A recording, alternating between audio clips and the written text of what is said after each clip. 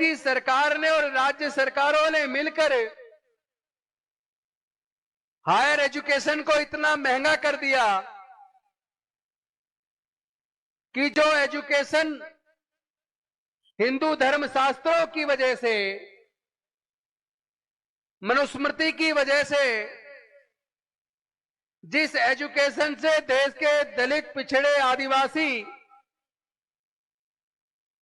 लगभग 3,500 साल तक जिससे वंचित रखा गया, व्यापार से वंचित रखा गया, संपत्ति से वंचित रखा गया,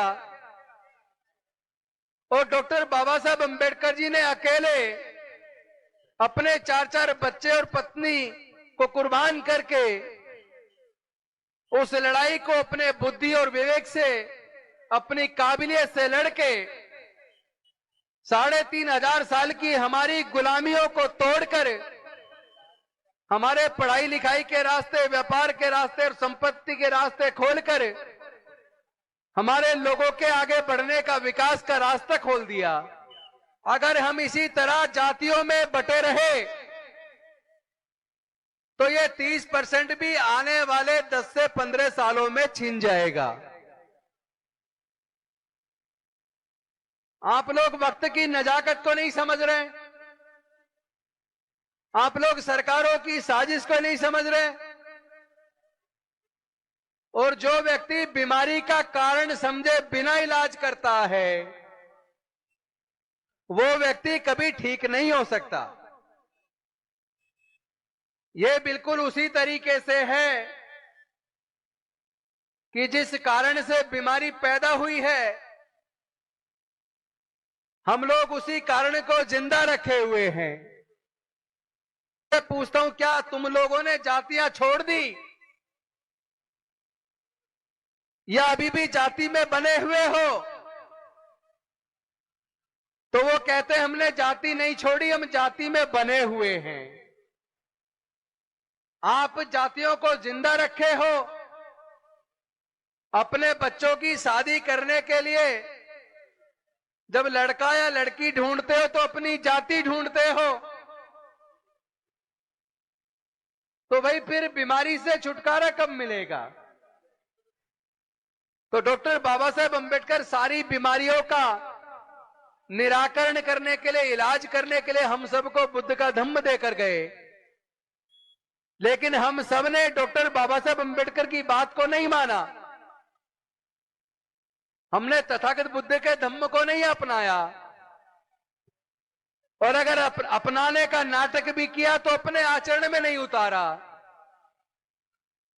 हमने धर्म में आने के बाद भी जातियों को जिंदा रखा, और आज भी शादी करते वक्त अपनी जाति ढूंढ रहे हैं, तो भाई बीमारी का फिर कोई समाधान होने वाला नहीं है।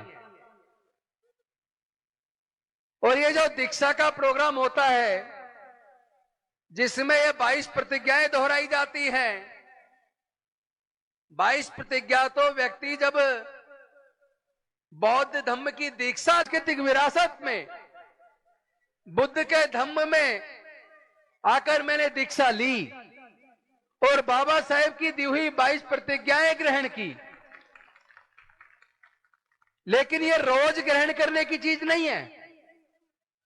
जब कोई व्यक्ति बौद्ध बनता है तब वो 22 प्रतिज्ञाएं ग्रहण करता है। जब आप उसे रोज रोज दोहराओगे तो उसकी वैल्यू कम हो जाएगी। हमें आज इस बात को समझना पड़ेगा कि ये 22 प्रतिज्ञाएं सारी बीमारियों का इलाज करने वाली हैं।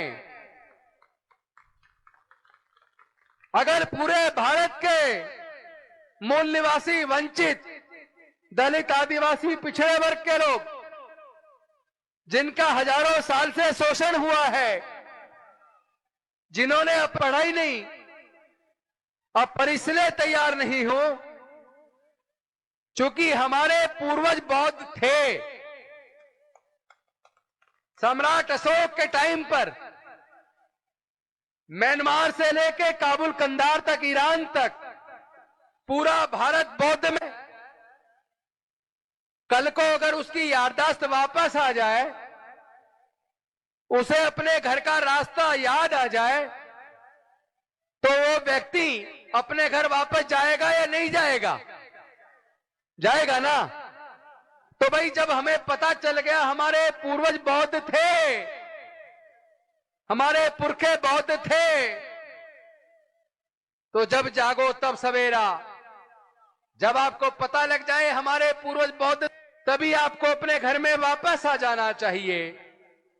तो घर में वापस आना, आज के लोग अब दोबारा से गुलामी स्वीकार करने के लिए तैयार नहीं है। एक मंत्री की कुर्सी तो बहुत छोटी होती है,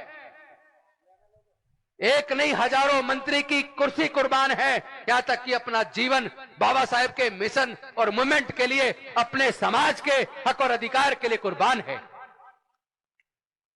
हम अपने समाज की लड़ाई को लड़ेंगे, पूरी ईमानदारी से, बुद्धि और विवेक से लड़ेंगे, काबिलियत से लड़ेंगे। अपने समाज के हक अधिकार को सुरक्षित करने के लिए मैं एक वकील के तौर पे सुप्रीम कोर्ट, हाई कोर्ट में भी लड़ूंगा, और दिल्ली की विधानसभा में एमएलए के नाते भी लड़ूंगा।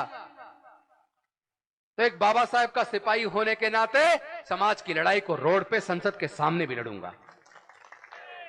एक बार हाथ उठाकर, दोनों हाथ खड़े करके, जो लोग बाबा साहब के सपने को साकार करना चाहते हैं, जो लोग डॉक्टर बाबा साहब के सपने को, भारत को बौद्धमय बनाने का सपना, भारत को फिर से उसी तरह का गौरव जो सम्राट अशोक के टाइम पर था, वो गौरव देना चाहते हैं, और जो नहीं चाहते कि उनके बच्चे फिर से गुलाम बने, एक बार दोनों हाथ उठा के नारा लगाएंगे, जय भीम।